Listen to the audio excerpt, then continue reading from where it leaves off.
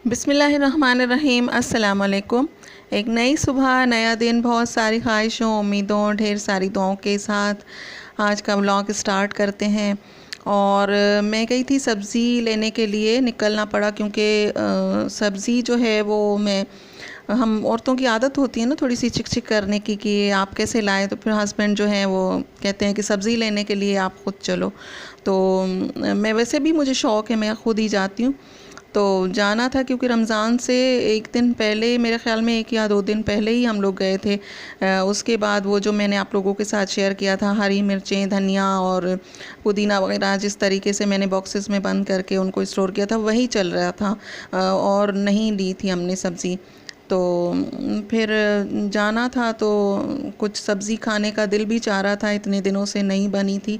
करेले भी खाने का शौक़ हो रहा था काफ़ी दिनों से, क्योंकि और टिंडे वगैरह तो नहीं अच्छे लगते रोज़ा खोलने के बाद। तो फिर ये करेले जो हैं, करेले और कीमा, तो फिर ख़ास तौर पे करेले मुझे लेने थे तो ले आई हूँ। फिर जिस तरीके से मैं बनाती हूँ वो आप लोगों के साथ मैं शेयर कर रही हूँ। ये कुछ लोग कहते हैं कि करेले तो थोड़े से कड़वे ही अच्छे लगते हैं, लेकिन फिर कोई कुछ घर में खाते हैं, कोई नहीं खाता। और कड़वे जो हैं वो फिर हमें तो पता है कि ये करेले हैं, लेकिन फिर बच्चों को खिलाना मुश्किल हो जाता है। तो फिर थोड़ा सा अगर कीमा इसमें डाल दें और थोड़ा सा इस पे मेहनत कर लें तो कड़वाहट जो है वो कम हो जाती है। मैं इस तरह से इसमें नमक डाल के और अच्छी तरह से इसको निचोड़ रही हूँ। फिर दोबारा भी इसमें नमक डाला, 3 से 4 मरतबा इसमें नमक डाल के और फिर निचोड़ के अच्छी तरह से हाथों से मल के, काफ़ी इसमें से पानी निकलता है। फिर आखिर में इसको धो के और फिर निचोड़ के अच्छी तरह से जितना इसका कड़वा पानी है वो निकल जाता है, उसके बाद फिर इसको फ्राई करते हैं। तो बस इसको मैं फ़्राई करूँगी अच्छे से, क्रिस्पी से फ़्राई करूँगी। एक थोड़ा सा होता है वो नहीं, मैं थोड़ा ज़्यादा फ्राई करूँगी, क्योंकि कड़वा जो थोड़ी से भी कड़वे लगेंगे ना तो फिर मेरे घर में कोई नहीं खाएगा। तो इस वजह से फिर मैं इसे अब फ्राई करूँगी, फ्राई करके इसे निकाल दूँगी और इसी ऑयल में फिर मैं प्याज ऐड कर दूँगी। अभी अच्छे से फ्राई हो गए, अब इनको निकाल लूँगी। और थोड़ा सा कम ऑयल यूज़ करें, क्योंकि ये बाद में फिर ये ऑयल इनका निकल रहा होता है। फ्राई होने के बाद अच्छे से इसका ऑयल ना निकले तो फिर सालन में ये ऑयल छोड़ रहे होते हैं। फिर जो सब्ज़ी बनती है ना उसमें फिर ऑयल ज़्यादा हो जाता है। अगर आप कम भी डालो तो भी ज़्यादा हो जाते हैं, क्योंकि करेलों के अंदर ऑयल होता है। तो इस वजह से जितना कम ऑयल यूज़ करेंगे उतना ही अच्छा है। अब इसका जो ऑयल इसमें था उसी में ही मैं प्याज जो है वो फ्राई कर लूँगी, और प्याज इसमें काफ़ी सारी जाएगी, क्योंकि करेलों की जो कड़वाहट है वो प्याज से थोड़ी सी मैनेज हो जाएगी। प्याज थोड़ी मीठी होती है तो प्याज ज़्यादा इसमें डालेंगे। एक इसमें मैंने हरी मिर्च डाल दी थी, प्याज 2 से 3 प्याज थी दरमियानी। और उसको फ्राई करने के बाद हल्का सा फ्राई किया है मैंने प्याज को, उसमें मैंने कीमा ऐड कर दिया है। कीमा मेरे पास चिकन का था और चिकन का ही अच्छा लगता है इसमें, और दूसरा भी अच्छा लगता है अगर दूसरा है बड़े का। तो इसको फ्राई करूँगी, और फ्राई करने के बाद फिर इसमें मसाले ऐड करूँगी। और कभी इसमें शुरू में मैं जब बनाती थी तो थोड़ी सी इमली ऐड कर देती थी, क्योंकि चिकन अगर नहीं होती थी इसमें तो फिर कड़वाहट कम करने के लिए थोड़ी सी इमली डाल देती थी। लेकिन अब इमली नहीं डालती हूँ इसमें, जिसमें चिकन डालती हूँ। तो अब इसमें मैंने ऐड किया है अदरक लहसुन का पेस्ट, और इसको भी इसके साथ ही फ्राई करती जाऊंगी, और अच्छे से ये मिक्स भी हो जाएंगे, फ्राई हो जाएंगे, और चिकन का जो कच्चापन है वो ख़त्म हो जाएगा। तो फिर इसमें बाकी के मसाले डाल दूंगी। अब इसमें मैंने डाला है ये कीमा मसाला, मेरे पास था शान वालों का, तो वो थोड़ा सा मैंने इसमें ऐड किया है। और बाकी जो घर के मसाले हैं वो मैं डाल दूंगी।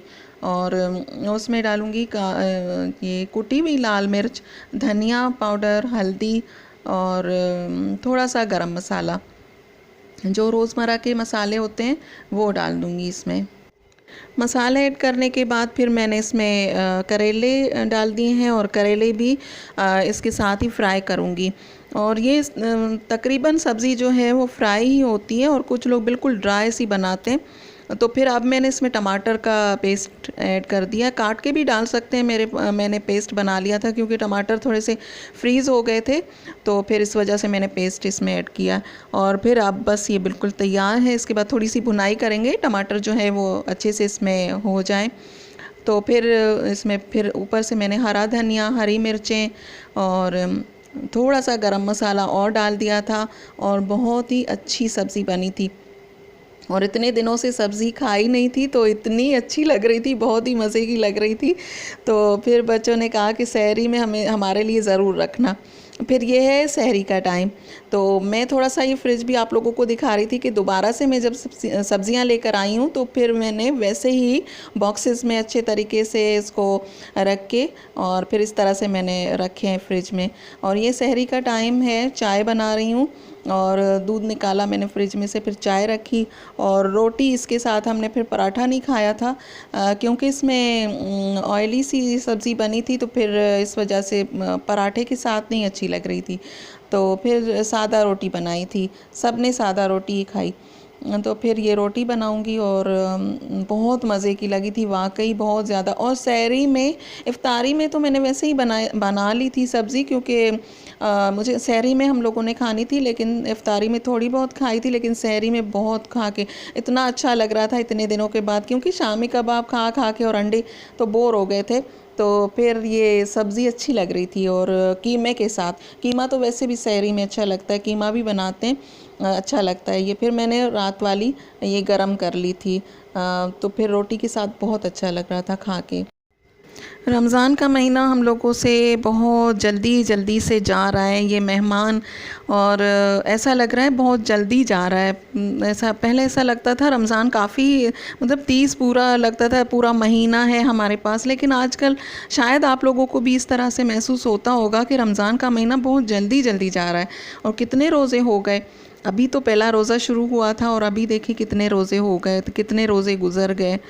तो बस अल्लाह ताला हमें सब्र दे, हम अपने रोज़े अच्छे तरीके से रख पाएँ। और बस ये फिर हम लोगों ने सहरी कर ली है, सब्ज़ी है, चाय बना ली थी, रोटी, और ये घर का दही।